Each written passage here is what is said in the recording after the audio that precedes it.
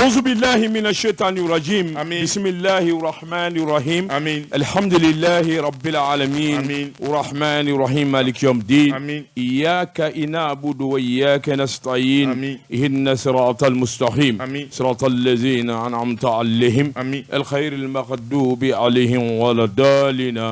آمين.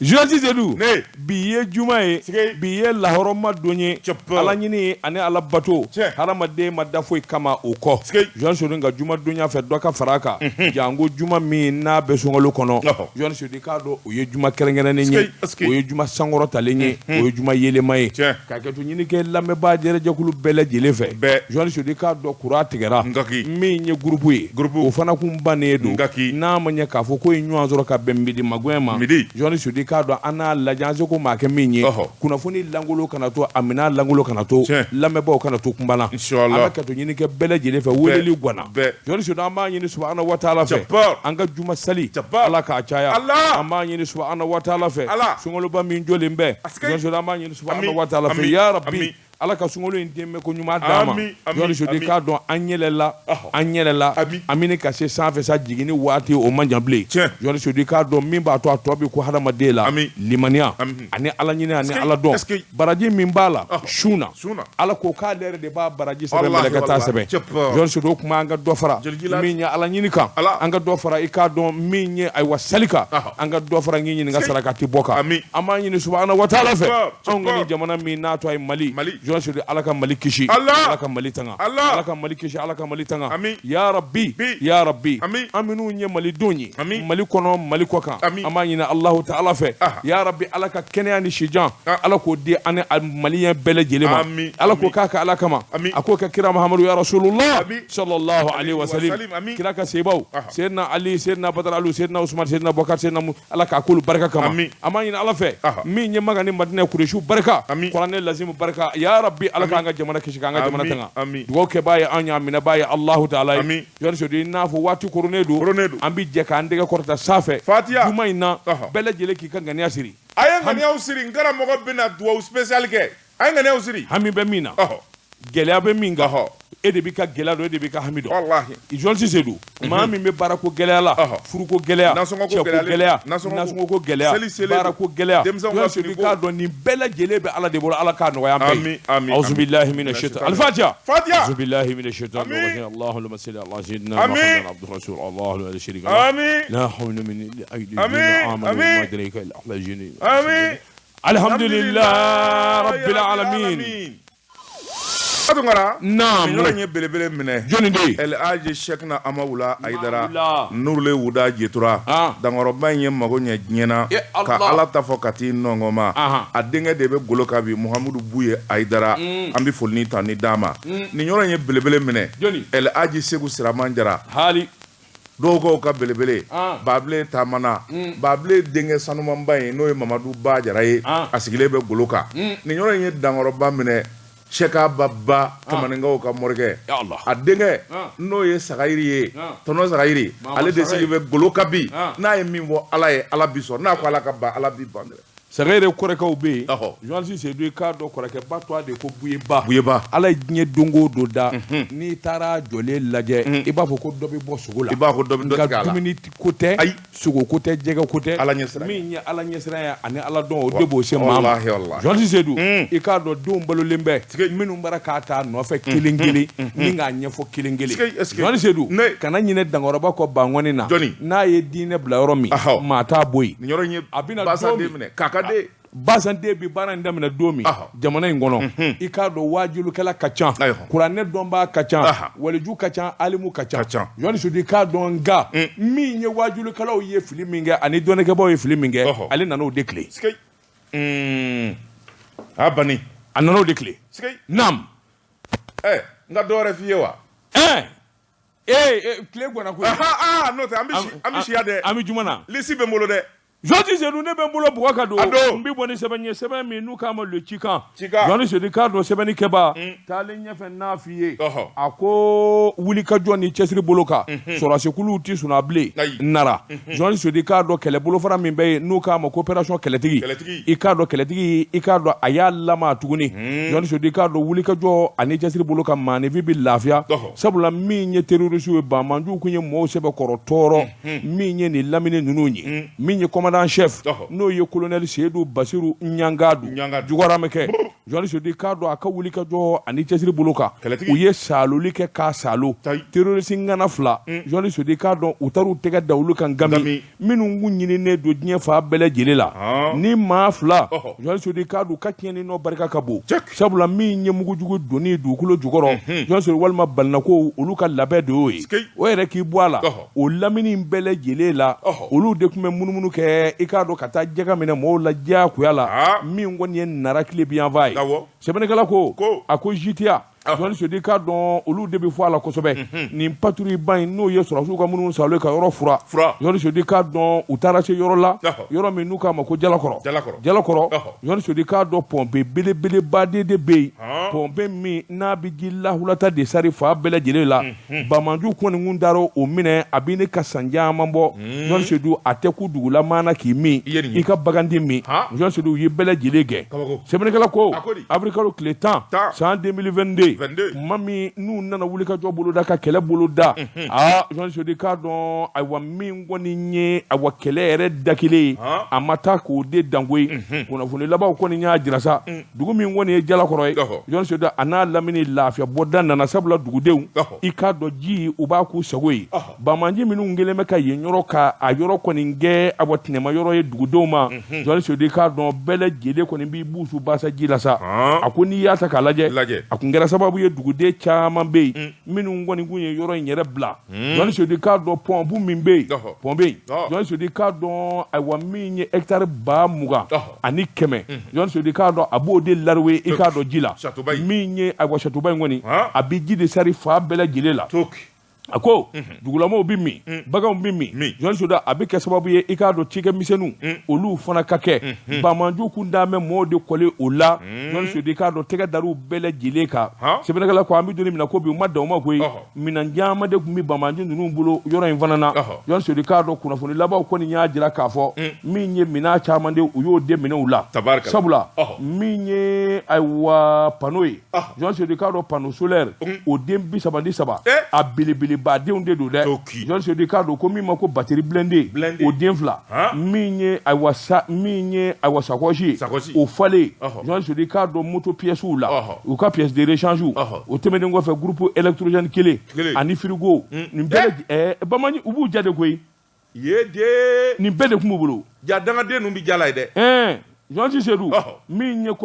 commandant Adama Jasana ye a y'a jira k'a fɔ ninnu bɛɛ lajɛlen minɛna Jɔni Sodi k'a dɔn tɔw kɔni ye digi da nin kun ye sɛbɛn ye a ɲɛ min salo ka bɔ cika kɔnɔ a ka bi bɔli la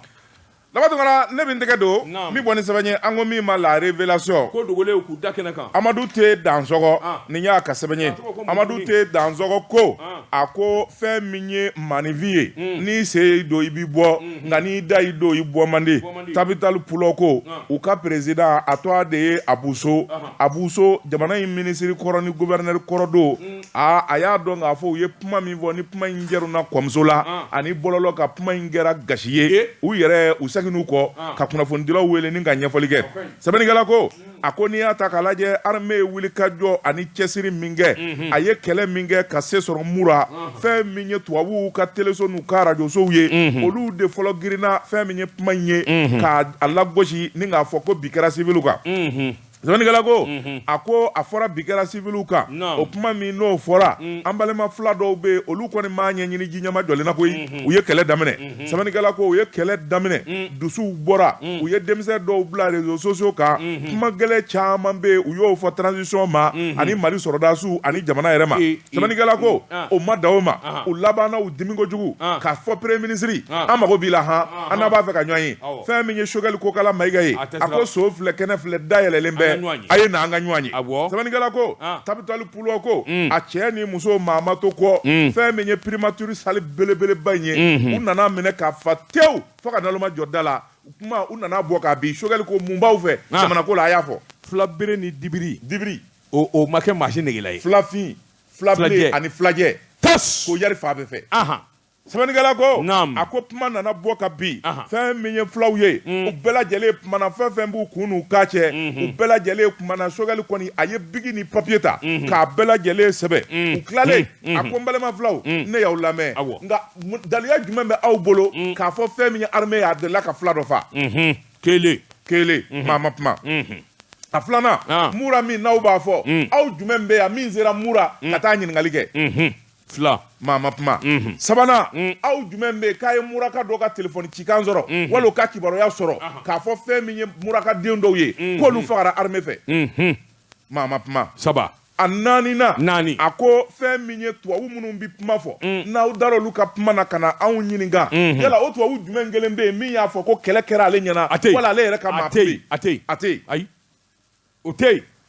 sɛbɛnnikɛla ko fɛn min kɔni ye jama ye u ye ɲɔgɔn ɲɛ lajɛ sabula Choguel ko kala Mayiga maa fɛɛrɛtigi don tiɲɛtigi don fɛn min kɔni ye kuma ye n'a tiɲɛ nana a tɛ siran ka fɔ a ko n balima filaw a tɛ tiɲɛ dɔn wa min bɛ senna n'a bɛ labɛnna n bɛna fɔ aw ye rébellion dɔ de bɛ ka labɛn janfakɛlaw fɛ u b'a fɛ ka aw filaw de bila rébellion na jamana contre la kuma tiɲɛ bɛɛ ye nin de ye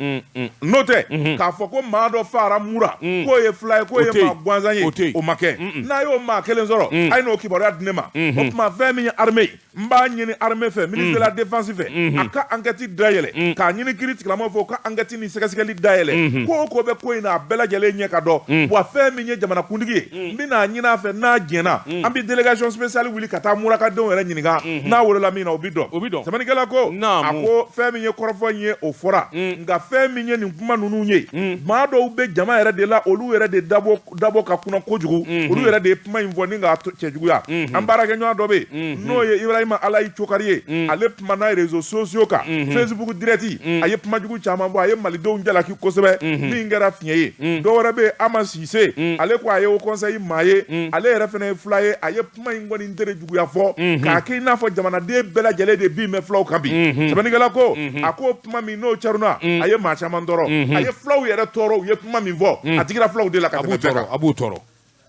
a b'u tɔɔrɔ hɔrɔnw de don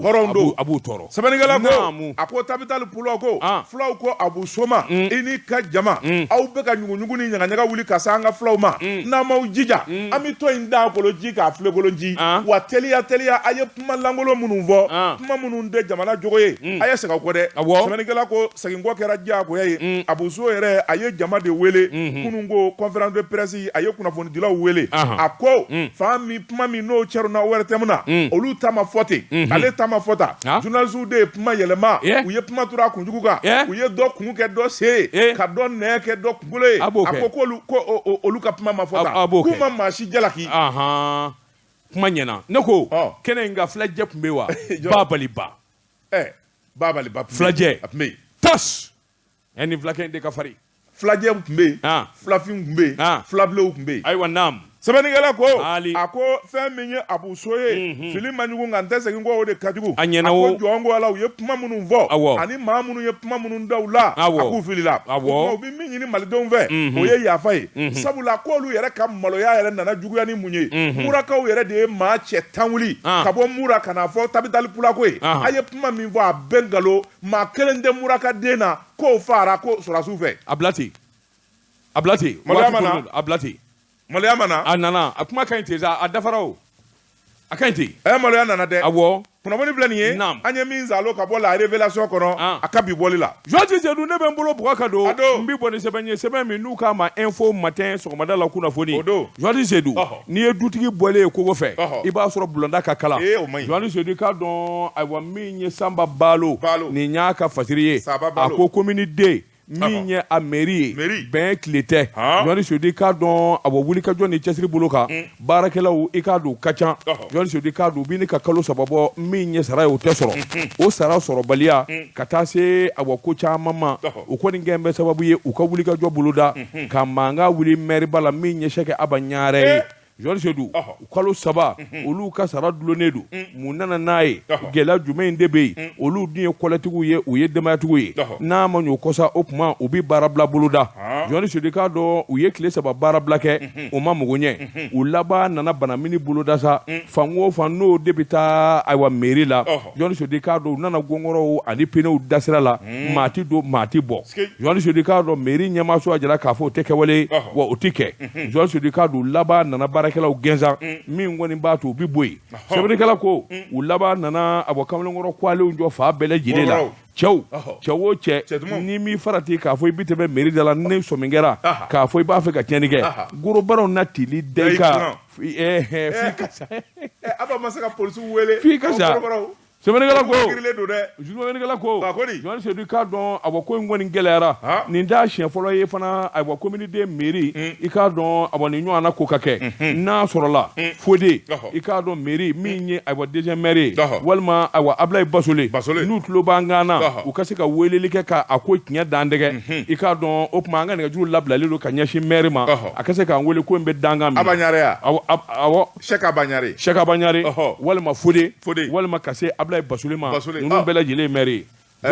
Fode ti wuli joona o jɔnti sedu sɛbɛnnikɛla ko a ko an bɛ don min na ko bi min kɔni ye mankanba ye o de bɛ communauté la a ko u ka comité syndical a secrétaire général min ye n ɲininka a Zumana na Sisɔgɔ ye o kɔni y'a jira k'a fɔ min kɔni ye a jɛɲɔgɔnw ye a nana kumaw fɛ u ka sabali mankanba in ma i k'a dɔn a siraw tigɛtigɛli ani nin n'a ɲɔgɔnna k'u ka dɔ b'o la u ka ɲinifɛ de o dun t'a dabila fo ka sɔrɔ ka kɛ nin kun ye sɛbɛn ye an ye min bɔ info matin kɔnɔ sɔgɔmada la kunnafoni Daba Tunkara n sen tɛ falikɛlɛ la a wulibali don min tɛgɛ don ka bɔ ni sɛbɛn ye an ko min ma aujourd'hui Amadu Baba Ɲangi nin y'a ka sɛbɛn ye Amadu Baba Ɲangi ko ta karila forobamugu la conseil des ministres min n'a kɛra araba don abrikalo tile 6 san 2022 fɛn min ye ministres ka jɛrɛjɛ yɛrɛ o de ye yamaruya di kiiri tigilamɔgɔw ma Mali ka so a n'a ka bâtiment belebeleba minnu bɛ yen n'u buru jara k'u feere cogo jugu la ko sariyatigiw ka baara daminɛ sɛbɛnnikɛla ko a ko fɛn min ye ko in ye a bɛna gɛlɛya sabula fɛn min ye minisiri kɔrɔ 2 ye minnu kun ye IBK ka minisiri ye ka fara ACI PDG kɔrɔ dɔ kan olu laban a ko in yɛrɛ olu bɛna to a gɔngɔn na sɛbɛnnikɛla ko a ko n'i y'a ta k'a lajɛ jamana ka so belebeleba minnu bɛ yen suguba kɔnɔna na ani jamana Bamako fan wɛrɛw fɛ olu bilara tɔnɔmadara sɛbɛnnikɛla ko u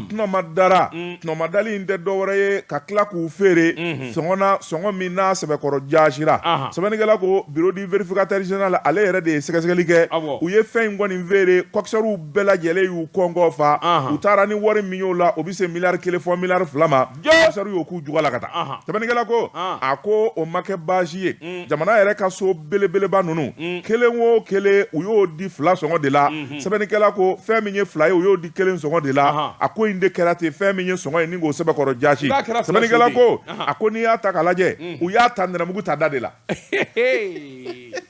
ye de jamana ka so sɛbɛnnikɛla ko jamana janfara o sariyaw kisɛw bɛɛ sabula u ko min ma lettre min n'o cira ministre de l'urbanisme et de l'habitat fɛ 2013 lettre wɛrɛ bɛ yen olu cira minnu n'olu kɛra février kalo san 2001 o danganiya n'o ye décret ye min dalen bɛ o décret sɔsɔra bureau du vérificateur a ko ministère de l'urbanisme de l'habitat et des affaires foncières olu yɛrɛ de kɛra janfa kɛbaa ye sabula sariyaw ye min fɔ k'a fɔ ni jamana ka so bi feere cakɛda dɔ bɛ yen n'o ye direction nationale de l'urbanisme et de l'habitat ale de kan ka sɛgɛsɛgɛli kɛ ka expertise kɛ sow yɛrɛ prix ye min ye an'u valeur ye min ye ka sɔrɔ k'o sigi dugukolo mètre carré bi di min na k'o danɔ tigɛ o ma kɛ fɛn min kɔni ye sira dɔ ye u bɔra n'o ye ministre yɛrɛ de ye lettre kɛ fɛn min ye société privée dɔ ye k'o ta k'o ka expertise kɛ u n'o kun bɛnnen don a la u taara sɔngɔsigi so ninnu na sɔngɔ min n'o y'u yɛrɛ sagona sɔngɔ ye wa sɔngɔ min n'u y'u dɛ fɛn min ye jamana ye ni k'a janfa sɛbɛnnikɛla ko gɛlɛya nana kɛ mun ye jamana faama caman bɛ minnu ye jamana wari suɲɛ u b'a blanchi cogo min na n'u b'a don da min fɛ o gɛlɛya b'u la olu maa ninnu olu yɛrɛ nana ka na maa dɔw de bila k'olu tɔgɔlankolon labɛn ka sanni k'olu tɔgɔ la u yɛrɛ k'u dogo olu ɲɛna sɛbɛnnikɛla ko a ko fɛn min ye sɛgɛsɛgɛli ye bureau du vérificateur a bɔra nin bɛɛ lajɛlen kalama a y'a dɔn k'a fɔ faama caman bɛ yen jagokɛla caman ani disiba caman bɛ yen minnu kɔni y'u kɔngɔ fa dugukolo la sɛbɛnnikɛla ko a ko jamana janfara sabula jamana ma dɔwɛrɛ sɔrɔ miliyari 16 damakɔ o miliyari 16 yɛrɛ a bɛɛ ma sara halisa dɔw yɛrɛ u ye terrain san k'a maminɛ ka dɔ sara wari la k'u ban k'a tɔ sara ka so jɔ étage bajo milliard chama bon ka banga jamana ka wari sara ni yo yororo fama do tadu c'est clair ni yo yororo fama do tadu ubi jagokela ke prétexte i b'a sɔrɔ fama do de tadu o ɲɛ dɔnna o a ɲɛ dɔnnen don sɛbɛnnikɛla ko fɛn min ye kiiri tigilamaw ye u bɛna sɛgɛsɛgɛli daminɛ sabula dossier bɛɛ lajɛlen taara ka di pôle économique ma olu ka sɛgɛsɛgɛli daminɛ Usumani Fati ale ti pressé a ti taa a ti maa ci nka fɛn min kɔni ye tɛndɛnni ye a b'o de kɛ jɔ ɲɛmisɛn de b'a bolo i bɔ man di sɛbɛnnikɛla ko a ko ni Ala ma ja kɛ fɛn min kɔni ye seli fitinin ye maa caman bɛ yen olu bɛ t'o kɛ premier cabinet na kasobonba kɔnɔ ministre kɔrɔw ani PDG kɔrɔw ka fara fɛn min ye a commerçant zone kan a caman bɛ yen u bɛ taa kasobonba la n'o kɛra minnu bɛ kasobonba la u na damu sɔrɔ jɛgɛ ni sɛ tɛ jira ka na d'u ma ni min b'i ye hali ni kɔnɔ ni duluma tɔbira ka d'i ma kaso la kaso ye kaso de siga t'o la siga t'o la kaso man ɲi dɛ Ala k'an ni silamɛw kisi a ma kunnafoni filɛ nin ye naamu an ye min zalo ka bɔ aujourd'hui kɔnɔ a ka bi boli la Jean Tisedou n'i kɛra politiki ye n'a tɛ se ka maa fa fili a tɛ mɔgɔ ɲɛ Jean Tisedou k'a dɔn ne bɛ n bolo bɔgɔ ka don dɔw bɛ se ka siriku bɛ sirili kɛ dɛ i tɛ taa mɔgɔ la boli kɔni b'i bolo a tɛ se ka maa fa n'o ye boli politiki bɛɛ ma lawuli maa fa kama dɔw ye i bɛ maa dɔ n bɛ bɔ ni sɛbɛn ye sɛbɛn min n'u k'a ma la priorité i ye waridonko kuma min fɔ o kɛlen depuis sen na Jean Tisedou ŋanamu ɲɔgɔn ɲɛna kosɛbɛ jamana in kɔnɔ nka a bɛ ne ka waati bɔ min ye bulonba ye Assemblée nationale Jean Tisedou k'a dɔn sɛgɛsɛgɛliba ma deli ka yen sɛgɛrɛ a bɛrɛta jamana nafoloba kule de bɛ dun ayiwa Assemblée nationale la Jean Tisedou k'a dɔn jamana denw ɲɛ yɛlɛla bɛɛ lajɛlen kɔni y'a ɲini sa kiiritigɛlaw u ka wuli ka jɔba boloda nangaraba o nangaraba bi jamana in kɔnɔ Jean Tisedou nafolotunu fɛn o fɛn kɛra jamana in kɔnɔ a ɲɛ ka ɲini o de la tile fila in na Jean Tisedou k'a dɔn yamaruya dira sɛgɛsɛgɛli ka kɛ Assemblée nationale Jean Tisedou k'a dɔn a ye sigili minnu kɛ wulikajɔ minnu kɛra jango kɔsanata tile damadɔ nafolo minnu dunna Jean Tisedou k'a dɔn ɲininkali kan ka kɛ k'a daminɛ Assemblée nationale la a président kɔrɔw la ka taa bila a wari bondow la Jean Tisedou k'a dɔn a bɔ fali bɛna ye sɛgɛn kɔrɔ sɛbɛnnikɛla ko sɛgɛsɛgɛlikɛla caman y'a jira nafoloba kule min dunna Assemblée nationale la a fanga ka bon nka don kelen da kelen Jean Tisedou k'a dɔn kiiritigɛlaw ma sɔn a bɔ k'u mago don kosɛbɛ Assemblée la i k'a dɔn ɲinɛ kɛra a kɔ de wa yɛlɛma dabangama don nka an bɛ don min na ko bi Jean Tisedou k'a dɔn maa o maa b'a la k'a fɔ i delila ka tɛmɛ Assemblée nationale walima i ye bulo baara kɛ a nafoloko suma wulilen don dɛ camancɛ fanga kɔni y'a jira k'a fɔ u tɛ tɔto ko la Jean Tisedou k'a dɔn yanni olu kɔni ka baara bila faama président kura ka sigi Jean Tisedou bɛ jamana in fura de ka taa sɛbɛkɔrɔjɛ passe nin kun ye sɛbɛn ye an ye min bɔ patriote kɔnɔ a ka bi bɔli la dabatokara ni fɛn min kɛ ko man ɲa o lagali cogo ti ɲɛ min tɛgɛ don ka bɔ ni sɛbɛn ye an ko min ma indépendant Basiriba n'o ye Dawuda Sangare nin y'a ka sɛbɛn ye Dawuda Sangare ko fɛn min ye kunnafonidilaw ye o sɛbɛnkɔrɔ diminen bɛɛ dimi bɛɛ lajɛlen bi taa da maa min kɔrɔ o de ye jamanakuntigi ye colonel Asimi Goyita sabula ni bolo y'a dimi a bɛ d'a tigi de kan na anw ka Asimu awɔ ayiwa naamu Asimu kɛ Asimu kelen ayiwa sɛbɛnnikɛla ko a ko fɛn min ye jɛkulu dɔ ye a sigira collectif de veille pour la défense des médias o ye jɛkulu ye minnu bɛna kɔlɔsili kɛ kunnafonidilaw ni kunnafonidisow u ka hakɛw ni dan bɛ ka kara la olu bɛ se ka kɔlɔsi cogo min na sɛbɛnnikɛla ko a ko fɛn min ye kununko ye kunnafonidilaw jabala la maison de la presse la sigiba kɛra kunnafonidila bɛɛ lajɛlen ka ciden tun bɛ min kɛnɛ kan a présidenya o kun dilen bɛ maa min ma o ye kunnafonidilaw ka soba ɲɛmaa ye Banjugu Dante sɛbɛnnikɛla ko fɛn min ye kɛlɛ fɔlɔ min ni kunnafonidilaw bɛ n'u ɲɛso ma o de ye sariya sɔsɔ ani bingali dandɛmɛwale ani fɛn min ye diyagoya ko min n'o kɛra hakila maa minnu bɛ yen n'olu sugandira kunnafonidilaw to a la k'u sen bɔ a la kɛnɛkisɛ bilen kan vis-à-vis de Kinshasa kun t'a la nɛn t'a la juguya damakisɛ wallahi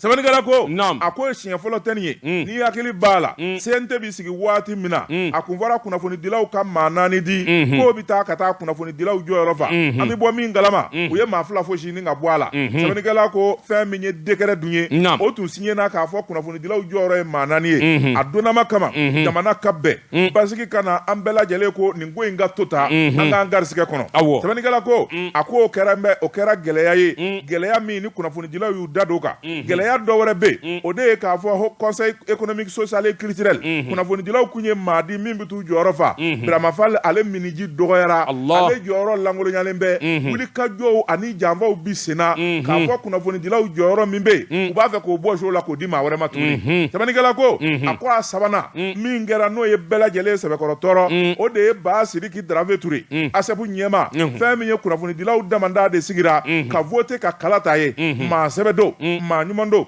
a kala b'a la a dɔnniya b'a la a bonya n'a karama b'a la dugutigiden don Bamako yɛrɛ tigiw olu ka den don Ba Sidiki bɛɛ lajɛlen dalen b'a la k'a sugandi k'a fɔ a bɛ taa ka taa kunnafonidilaw jɔyɔrɔ fa notre autorité de la communication na sɛbɛnnikɛla ko sigi kelen bɛ ka min kɔnɔ an bɛ bɔ min kalama maa dɔw de taara sira fɛ ka Ba Sidiki ka dossier sama ka bɔ a la maa 2 dɔrɔn tɔgɔ yera Ba Sidiki tɔgɔ ma ye ɲininkali de tora senna daa wulila Sonkala ma ye jɔnni y'a kɛ kun jumɛn b'a la an bi taa an bi segin sɛbɛnnikɛla ko kab'a don fo ka n'a bila bila kolo k'a la kuma ni kolo k'a la ko damanda kɔ kuma jɔlen foyi tɛ maa sɔrɔ la min b'o lakali sɛbɛnnikɛla ko ministre de la communication don min Ba Sidiki yɛrɛ bi sugandi ale de ye jɛkulu sigi ko min ma collège a ko bɛɛ lajɛlen kɛra sariyatigiw ni ICO ɲɛna kolo wulila ye ni k'a sugandi k'a fɔ danaya dalen b'a kan k'a PV bila ka taa o tuma ale ɲininkana mun de kɛra a ko ale ni a ye taa ɲɛɲini sanfɛ ne t'a ɲɛdɔn o yɔrɔnin bɛɛ Banjugu Dante ani jɛkulu maa tɔw u farala ɲɔgɔn kan ka taa premier ministre fɛ Choguel ko k'ala Mayiga Choguel ko enquête de moralité k'o de kɛra ko a fɔra ko Ba Sidiki donna kaso la k'a delila ka kaso kɛ sɛbɛnnikɛla ko a delila ka kaso kɛ bɛɛ lajɛlen bɛ se ka kaso kɛ nka fɛn min ye sariya ye n'o y'i nɔ minɛ sariya de bɛ taa ka taa sɛgɛsɛgɛ kuma min fɔr'i ma ni tiɲɛ don ni nkalon don o tuma i bɛ sɔrɔ ka jalaki wala i bɛ sɔrɔ ka lajɛya sɛbɛnnikɛla ko janfaba de tigɛra Ba Sidiki Darafe Ture kama ka taa don kaso la nkalon kama sabula o don fɛn min ye faama jugu dɔw ye olu kɛlen bɛ ka jamana dugukolo daraki Ba Sidiki Ture a ka journal min bɛ Le Guido ale b'u buruja don o don a b'u fiɲɛ fɔ a y'u kɔbɔ fiɲɛ na sɛbɛnnikɛla ko o tuma an k'a dadi o donnama kama u ye nkalon tigɛ a la ka taa datugu kaso la nka kiiri tigilamaw n'o ye cour d'assises ye olu yɛrɛ nana ko in da k'a larawe k'a lajɛ k'a ta ka taa k'a ta ka segin u ye kuma min nkalon da Ba Sidiki la k'a fɔ a ye maa dɔw ta ka taa jamana kɔfɛ k'a taara olu feere a ko maa minnu feere la olu bɛ min sariyatigiw ko aw ko maa minnu feere la n'aw y'a minɛ o kama o bɛ min maa ma ye o tuma o yɔrɔnin bɛɛ fɛn min ye kiiri tigilamaw y'a dɔn k'a fɔ ko in kɔni ye nkalon ye u ye tabali gosi Ba Sidiki Darafe Ture ale ni yafa jamana ma ko t'i kɔ ko t'i ɲɛ sabula ko min kɔni n'a nkalon dar'i la a bi nkalon a sini nkalon u ma dan o ma a ka casier judiciaire u y'a ko k'a jɛ pas k'a fɔ jɔyɔrɔ o jɔyɔrɔ bɛ yen n'a ka kan a k'a ɲini o tuma fɛn t'a kɔ n'a fɔra k'o donna kaso la ayi foyi t'a kɔ bilen la prison est pleine d'innocents. Bien sûr. Mogo bade bita kaso la kasoro imam imabo. Ah bon? Ah oui. Je t'informe. Et donc do critique lenga mogo akitewa. Non coupable. Non coupable joli bibo. Akacha. Sɛbɛnnikɛla ko a ko n'i y'a ta k'a lajɛ o kolo k'a la kuma min n'o fɔra o seni na ka t'o jɔ u la gwɛrɛ sabula u y'a dɔn k'a fɔ u jɔsen tɛ ngolo fa sɛbɛnnikɛla ko o taa ni ka segin n'o bisi basa de bi senna an bɛ don min na ko bi kunnafonidilaw nana min faamuya maa dɔw de bɛ yen minnu b'a fɛ ka transition yɛrɛ de jasi k'a bɛɛ lajɛlen de tiɲɛ colonel Asimi Goyita bolo o tuma Banjugu Dante ko a bɛ kangari da Asimi Goyita ye a k'i janto a kɛrɛfɛmaa bɛɛ lajɛlen tɛ koɲumankɛla ye a kana to jamanadenw ka yɛrɛkɛ jango kunnafonidilaw ka bila transition juguya la kunnafoni filɛ nin ye an ye min zalo ka bɔ indépendant kɔnɔ a ka bi bɔli la Joji Seydou kɔnɔ jigi tɛ sanɲe a mɛn o mɛn a na jigi dugumana na Joji Seydou n bɛ n bolo bugɔ ka don ni ka bɔ ni sɛbɛn ye sɛbɛn min n'u k'a ma la révélation ko dogolenw k'u da kɛnɛ kan sɛbɛnni kɛba a tɔgɔ de ko tese n'a y'i ja a fɔ ko tumani kolo bali Joji Seydou bɛlɛdugukaw ka tumani ko a k'i k'a dɔn kunnafoni sɔrɔliw fɛ Joji Seydou k'a dɔn degun ani ɲani da ye nin baarakɛlaw ye a bɛrɛ ta i k'a dɔn nafolotigi dɔ ka baarakɛlaw de don u ko min ma dukure a n'a jɛɲɔgɔnw agro industrie SA Joji Seydou k'a dɔn chauffeur bɛ ɲini ka maa 200 bɔɲɔgɔnko bɔ DPA u ɲaninen don u degunnen don Joji Seydou k'a dɔn dɔw b'u kunfɛ a bɛ ni ka kalo bɔ u yɛrɛ kelen don ayiwa dɔw bɛ k'i ɲininka ayiwa Niger dɔw bɛ Abidjan dɔw bɛ k'i ɲininka Sénégal dɔw bɛ Côte-d'Ivoire dɔw bɛ Burkina Faso Joji Seydou k'a dɔn nin si tɛ degun ye sabula baara kɔnɔ ni degun waati nana i k'a dɔn a bɛ tɛmɛ Joji Seydou k'a dɔn CEDEAO ka gɛlɛya chauffeur b'a dɔn k'a fɔ o nin b'a la nka min ka jugu o bɛɛ ye Joji Seydou k'a dɔn u ni dukure bɛnnen don sara min kan dɔw bɛ ni ka kalo 2 bɔ dɔw bɛ ka kalo kelen bɔ u ka sara sɔrɔ dɛ Jɔn Sodika o y'a damata gɛlɛya ye wa wari min bɛ d'u ma n'o y'u ka dumuni sɔngɔ ye Jɔn Sodika dɔw tɛ di bilen sɛbɛnnikɛla ko o tuma dugu de ye nafolotigi sugu jumɛn ye a bɛrɛ ta i k'a dɔn segukaw fɛ yen i k'a dɔn chambre commerce o directeur o ɲɛmaaba b'ale de bolo koyi Jɔn Sodika dɔn wulikajɔw ni jateminɛw na dugu ye wo ye a tɔgɔ bɛ kolokala kuma dɔw la chauffeur kɔni ye dunu fɔ ka bala fɔ ka da caman gosi Jɔn Sodika dɔn ma ɲɛ sɔrɔ sɛbɛnnikɛla ko n'i ko i ye usine tigi ye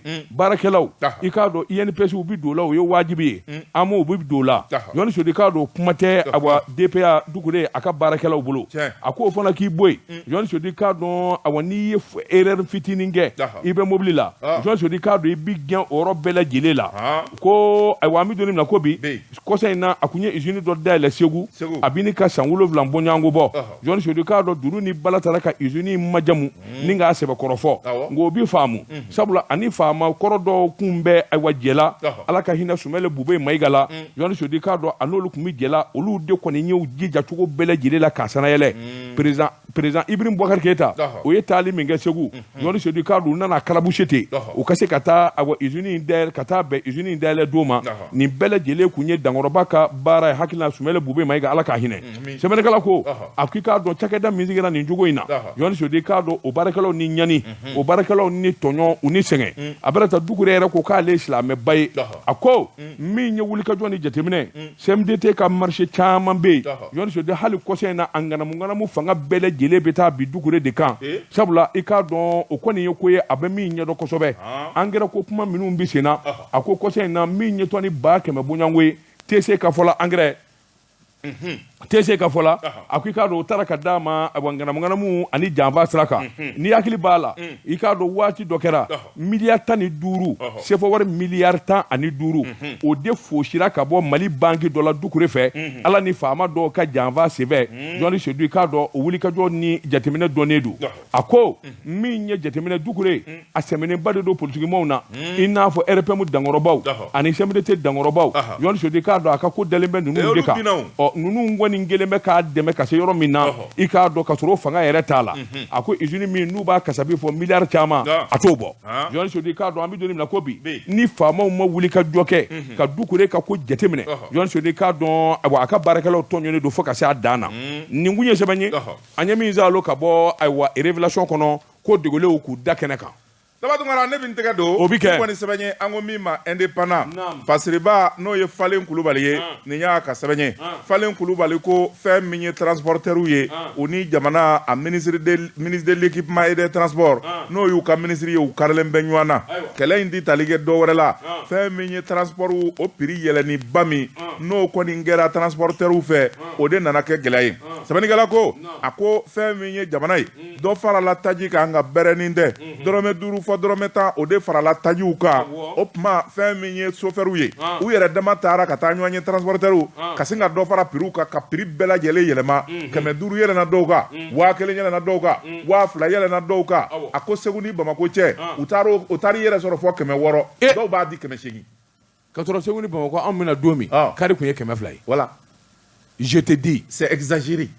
sɛbɛnnikɛla ko a dama tɛmɛna n'a fɔra gɛlɛya bɛ jamanadenw kan tiɲɛ don dɔɔnin farala taji kan nka ka bali ka passe kɛ nguni ngun ye wala ka taa fɛn min ye 100 sira o 100 sira 30 fɔ 40 ka t'o yɛlɛ kan fɛn min ye ministre ye a ye communiqué kɛ k'a jira k'a fɔ transporteur minnu ye nin communiqué in kɛ k'u yɛrɛ sagona sɔngɔ sigi k'u ni ministère jɛ tɛ o yɔrɔnin bɛɛ fɛn min ye CMTR ye conseil malien des transporteurs routiers o fana ye communiqué kɛ k'a fɔ olu sen tɛ nin ko in na sabula u ma ɲininka u dama don a la jɛkulu min bɛ yen n'o ye ceinture ye ceinture Mali olu de ye janfa in kɛbaa ye wa olu yɛrɛ de nana ka na kunnafoni di kɛ ceinture Mali ko a ko gɛlɛya de bɛ olu kan sabula fɛn min ye CMTR ye o tɛ se k'olu kunkanko kuma fɔ gɛlɛya b'olu ni ɲɔgɔn cɛ kabi 2019 tigɛ ko kuma na ani wulikajɔ wɛrɛw la olu bɛ min ɲini ministre fɛ o de ye sigi ka fɔ ka kɛ min bɛ se k'a to olu ka hakilina olu ka se ka ta bala n'o tɛ k'a fɔ fɛn min ye taji ko n'o yɛlɛnna ko transport sɔngɔ bɛ se ka to a nɔ la u y'a jira k'a fɔ o fana tɛ se ka kɛ ko an bɛ don min na ko bi olu kɔni bɛ min ɲini o de ye sigi ka fɔ ye ministre a ka ko in jateminɛ ɲɛ don ko bɛɛ lajɛlen b'ale de bolo nka n'a ma ɲɛ k'a fɔ dɔɔnin farala tajiw kan o tuma dɔɔnin fana ka fara passé au cas sɛbɛnnikɛla ko a ko ministre kɔni y'a jira k'a fɔ sɛbɛnlankolon min kɔni n'u y'o dilan k'o cɛriw bɔlɔlɔ kan n'u kɛlen bɛ k'o nɔrɔ k'a fɔ o ye tarifu ye ko tarifu in kɔni ko maa si kan'a sara sabula janfa ani namara don natabaya ani kun tɛ ko la de don ka ɲɛsin jamana ma sɛbɛnnikɛla ko a ko kɛlen bɛ gɛlɛya ye an bɛ don min na ko bi transporteurs kɛlen bɛ ka kulekan bɔ u kɛlen bɛ ka kulekan bɔ jamana kuntigi la min bɛ se k'a to bɛɛ ka don u n'u ka ministre cɛ u yɛrɛ y'a dɔn k'a fɔ u ye min kɛ u y'a dama tɛmɛ kunnafoni filɛ nin ye an ye min salo ka bɔ indépendant kɔnɔ a ka bi bɔli la nɛgɛw kɛrɛfɛ sɛbɛn b'an na an bɛ taa ka na nɛgɛw kɛrɛfɛ ka taa min jɛ ka pib k'a ka feerefɛnw lakodɔn Jɔn Sodi k'a dɔn arajo baara ye dɔ bɛ fɔ dɔ kɔ ye Jɔn Sodi an bɛ donni minɛ ko bi nɔnɔmugu kelen min n'i bɛ se k'i wakili don a la hali n'a fɔra k'i ka nɔnɔ kɛnɛ kɛ sarakati ye n'i ma nɔnɔ kɛnɛ sɔrɔ Mixwell nɔnɔmugu nɔnɔ kɛnɛ dafalen don non nɔnɔ in ka ɲi ne b'ale de san mais ɲininka ko mun na mais il y a un problème non ɲininka ko mun na ne b'ale de san n ko ka teli kojugu n'i ka ɲininka ko mun na nɔnɔmugu fɛn o fɛn bɛ yen Jɔn Sodi n'u ye misi biri nɔnɔmugu sirimɛ bɛ bɔ a la bɛri bɛ bɔ a la fɛnɛ bɛ bɔ a la Jɔn Sodi n'o bɔra nɔnɔ kɛnɛ na a tɔ kɛra bugurinjɛ ye yɔrɔ dɔ b'a jɛ dɛ wa Mixwell dafalen don foyi tɛ bɔ a la a bɛ biri cogo min a bɛ ja o cogo kelen la k'a feere ne b'ale 5 kilos Mixwell o b'a la n m'a dɔn de m'a 5 kilos mais a da de gɛlɛyara sisan ce que je ne comprends pas k'a da gɛlɛya a da gɛlɛyara di dɔ farala a sɔngɔ kan qui te dit ça mais moi je l'achète je vais vérifier voilà Mixwell nɔnɔmugu ka nɔnɔmugu Mixwell ne b'ale de sa merci filaninw bɛ Mixwell de min ayiwa bisimila n y'a faamu e b'o dɔ de jɔnni Mixwell kɛ mais c'est mon fils a banna wa n tɛ Mixwell san bilen dɛ n den don de koyi a banna n den don wa ne bɛ Mixwell de san 5 kilos awɔ n den don n y'a dɔn a paquet ye jɛman ye ka sɛbɛnni k'a kan ni bula ye exact i y'a dɔn n b'a dɔn naam k'a da cɔrɔ ni bɔrɔkuni ye o don i b'a dɔn n'i y'o kuni sama dɔrɔn a bɛ da yɛlɛ i bɛ taa mana dɔ sɔrɔ a kɔnɔ ye k'a garanti o don a nɔnɔ bɛ kwɛk Mixwell jikala a bɛ nɔɔni ni jikala ye jisuma kɛrɛfɛ tɛ foyi sɔgɔmada in na n ye suguri dun n'ale de ye Mixwell o de la i b'a ka girindi ta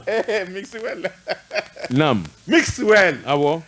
daba tunkara bi ta sani an k'a bila yan an n'a da jama bɛɛ lajɛlen kulo kan fɛn min ye Safo commune dugu min bɛ yen ko Torodo a dugutigi kura bɛna taa sigi n'o ye Kɔlɛba Ɲare ye a sigili bilalen don karido la 8h waati fɛn min ye Safo mairie a bɛ k'o ka bonya kɔnɔna na o tuma a ɲininen bɛ Torodo n'a lamini Kati a cercle a n'a lamini bɛɛ lajɛlen welelen bɛ fɛti ba bɛ dimanche don n'o bɛ bɛn avril tile 17 ma n'o ye dugutigi sigi ye Sunkalo Togo ka bɔ Janginɛbugu tigɛ kare la a ko a denkɛ Amadu Togo tununa san 2 bɔɲɔngo Sikɔlɔlama don a ba to a ye Aminata Tarawele n'aw y'a ye a bɛna n'a ye radio Jɛkafɔ la walima aw bɛ weleli kɛ 78 89 08 64 tabarikala Jɔn Sodi k'a dɔn waati dafara an balima bɔbɔw ka jɛmukan u danna gosira olu bɛ don sisan n'olu wulila Ahmed Jakite ni Moriw bɛ ɲɔgɔn sɔrɔ Jɔn Sodi k'a dɔn ayiwa surafanaw ma don su in na nɛgɛ ɲɛ 20 segin bɛ kɛ nin gafe kelen kan nɛgɛ ɲɛ 21 Burapele a n'a jɛɲɔgɔnw bɛ se ka na farikoloɲɛnajɛ ka n'u sɔnni d'a kan mɔgɔw k'u hakili to a la ni Ala sɔnna dimanche don an bɛ ɲɔgɔn sɔrɔ nin kɛnɛ kelen kan tunkarankew ka kɛnɛ Jɔn Sodi k'a dɔn nɛgɛw kɛrɛfɛ sɔgɔmada in na i k'a dɔn Gibson control Jɔn Sodi Daba Tunkara wa salam